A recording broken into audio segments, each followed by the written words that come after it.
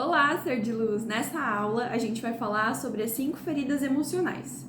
E as 5 feridas emocionais base do ser humano é a ferida da rejeição, do abandono, da humilhação, da traição e da injustiça. Essas são as feridas emocionais base. E cada uma dessas feridas desperta uma máscara diferente. Cada uma delas tem a sua própria máscara. E o que seria essa máscara? Quando a ferida é desperta lá na primeira infância, entre os teus 0 e 6 anos de idade, quando essa ferida é desperta, a criança que tu foi ativou uma nova personalidade. Essa nova personalidade é o que a gente chama de máscara, que tu veste para se esconder de quem tu verdadeiramente é. Porque lá na infância, com os teus cuidadores, com a tua família, logo cedo tu entendeu que ser quem tu era não era bem-vindo, era errado, não era aceito, era inapropriado, o pai e a mãe xingavam. Então lá cedo tu recebeu essa negação e então foi aberta uma ferida, tu se sentiu mal com aquilo, tu se sentiu ou rejeitada, abandonada, humilhada, traída, injustiçada, tu se sentiu de alguma forma naquele cenário, e então essa ferida foi desperta e junto com ela tu entendeu que era inteligente para ti, tudo isso inconsciente, a criança não tem consciência disso. Tu entendeu que era inteligente para ti vestir uma máscara. Vestir uma máscara porque quando tu agia daquela maneira, era a forma que os teus pais esperavam que tu agisse. Então, tu era mais aceito e tu se protegia daquela dor que te fazia tão mal. Praticamente todas as pessoas têm a ferida da rejeição e do abandono. Essas são as feridas mais base do ser humano.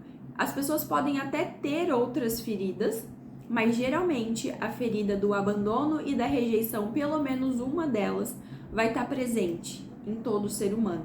E hoje, quanto adulto, tu tem níveis dessa ferida. Em alguns momentos da tua vida, essa ferida pode estar mais desperta. Então, tu tem todos os sintomas que essa ferida apresenta. Em outros momentos de vida, uma pode vir mais à tona do que outra. Conforme tu se relaciona com as pessoas, uma pode falar mais alto do que outra.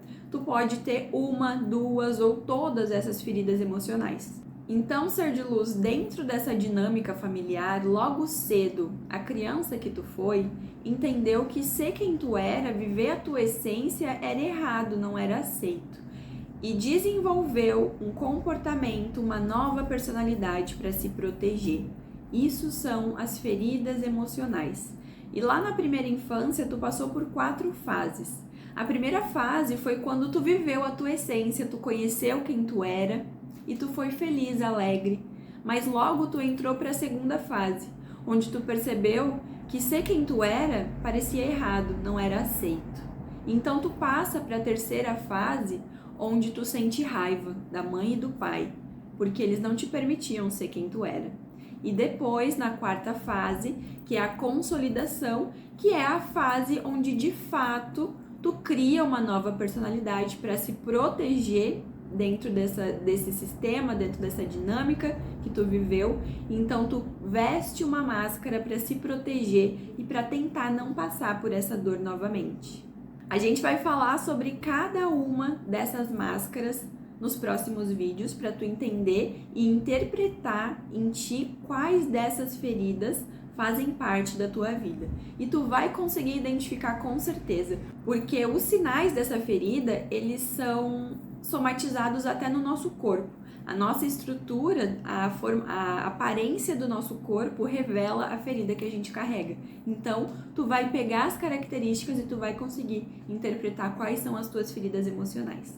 Ser de luz, na maior parte das vezes, pais e filhos, mães e filhas e filhos carregam a mesma ferida emocional. Por quê? Porque as feridas emocionais, elas são passadas de geração em geração. Dentro de ti, através do teu DNA, né? O DNA, ele é passado de mãe para filho, de pai para filho, ele é passado de geração em geração. Os teus bisavós passaram para os teus avós, os teus avós para os teus pais e os teus pais para ti. Isso está dentro da gente, é o nosso DNA. E também, do lado externo, isso é refletido, isso é passado para ti com a tua criação, com a tua educação, que muitas vezes os pais não educam os filhos. Os pais passam adiante as crenças limitantes de um sistema familiar.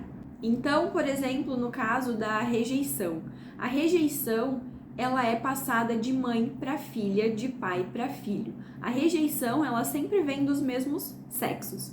Então, no caso de nós mulheres, por exemplo, se tu sofre da ferida da rejeição, provavelmente a tua mãe foi rejeitada pela tua avó, a tua avó foi rejeitada pela tua bisavó. E assim o sistema ele se perpetua, onde as nossas dores são passadas adiante, porque as pessoas não têm estrutura emocional para agir diferente.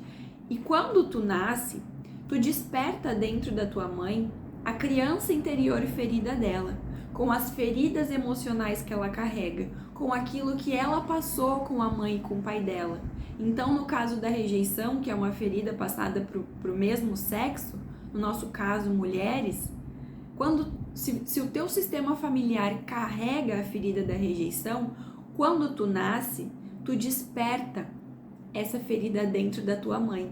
E aí acontece que muitas mães, apesar de terem vivido a rejeição e isso ter trazido tanta dor, não conseguem agir diferente porque não tem estrutura emocional para agir diferente. Então, por essa dor toda vir à tona, por coisas inconscientes se movimentarem, trabalharem, a pessoa acaba criando um bloqueio com aquele filho.